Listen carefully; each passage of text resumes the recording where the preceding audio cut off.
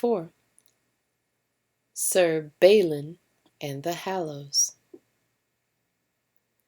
There were strange and mysterious things in Britain in King Arthur's day. These things were called the Hallows. The chief of them was the cup out of which Jesus drank at the Last Supper with his disciples, and in which blood was caught from his wounds on the cross. The second was the lance with which his side was pierced. The cup was called the Holy Grail. People said it had been brought to Britain by Joseph of Arimathea after Jesus was crucified. Joseph had been to Britain before. It is said that he was the uncle of Mary, the mother of Jesus, and that he made his living in the tin trade. The fame of these things spread over Europe, and people came from many countries to see the Holy Grail. But after Joseph's death, people tried to steal the cup because they thought they could make it work magic for them, and so true lovers of the Grail hid it and kept it secret. Everyone knew of it, but no one was sure where it was. Sometimes it would appear on the altar during a service, and then disappear. Sometimes it appeared in a castle hall after dinner, or to a good man while he prayed. Sometimes the lance was seen with it, its point always flaming. Sometimes angels were seen with the Hallows, along with many other wonders. During the years of war before King Arthur won back Britain for Christianity, the Hallows were not often seen. But as the worship of Christ was restored, they began to appear again. The castle of Carbonek was their chief haunt, and its Lord Pels became known as the keeper of the Hallows. The nearness of these holy objects gave men unusual powers, but did not make all men good. Pels was a good man, but he had a brother, Garlon, who was a very wicked man. Garlon was able to make himself invisible, and he used this power to win battles and kill men unfairly. He made himself the terror of the countryside around Carbonek, until one day a knight known as Sir Balin the Savage passed through. Sir Balin was bringing a knight under safe conduct to the king, and as they rode near the town of Carbonek, the knight reeled and fell from his horse. No arrow had flown, and Sir Balin had seen no enemy. But there was a sound of hooves, and in the chest of the dying man was stuck a spear. Sir Balin pulled out the spear and swore to avenge the death of the knight under his protection. He met an old hermit along the road and told him what had happened. The hermit explained that the mysterious murderer must be Garlon, who had the power of invisibility. Sir Balin swore to hunt him down and kill him. Balin soon arrived at the castle of Carbonek, famous for the Hallows. But his mind was not on the Hallows, but on killing Garlon. Balin was well received and taken in to supper. He refused to part with his sword. As he sat eating, he searched the rows of faces intently. "Is there a knight in this court whose name is Garlon?"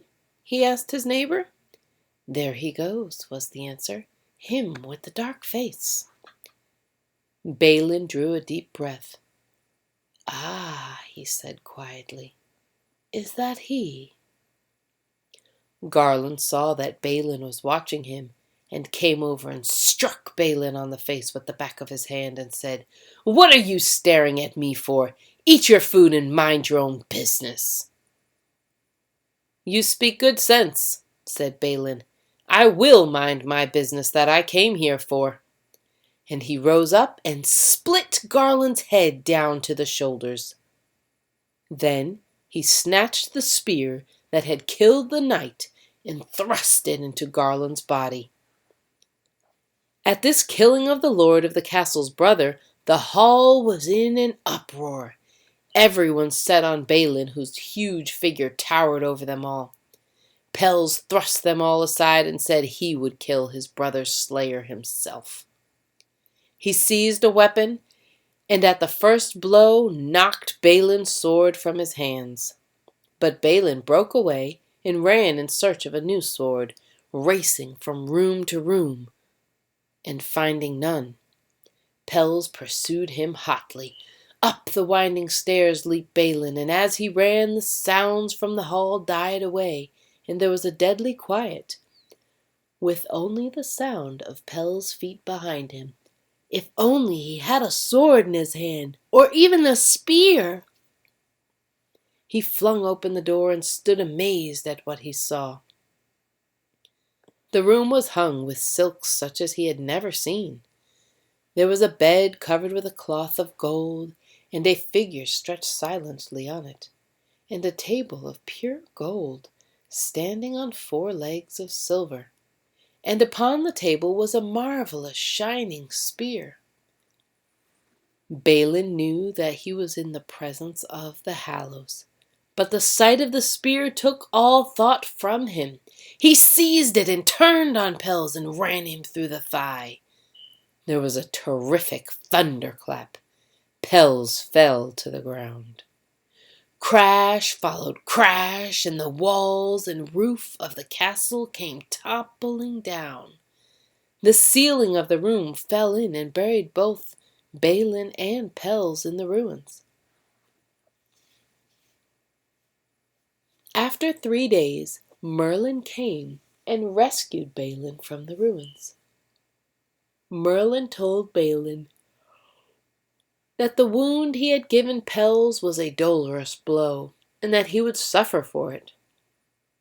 For the spear he had used was the spear with which Jesus had been pierced on the cross, and Balin had used a heavenly object for his own earthly needs.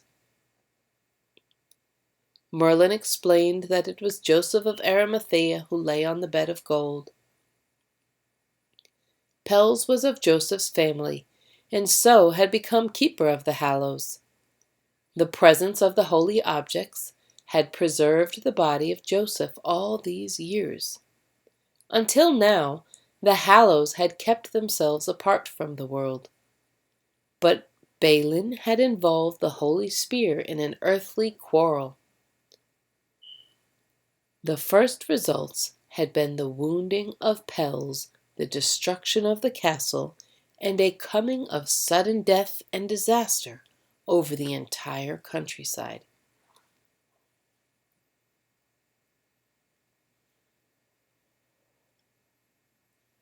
Merlin told Balin to go away, for no one could heal Pels' wounds for the time being. He said that the Hallows would move from among men for a time, and men would be tormented by the glimpse of these heavenly objects. But after years of trouble and sorrow, Prince Galahad would come. He would heal Pels' wound and bring the history of the Grail to an end. But until then, there was nothing to be done for Pels.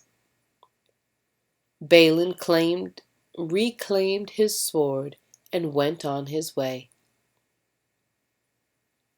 But he did not live long.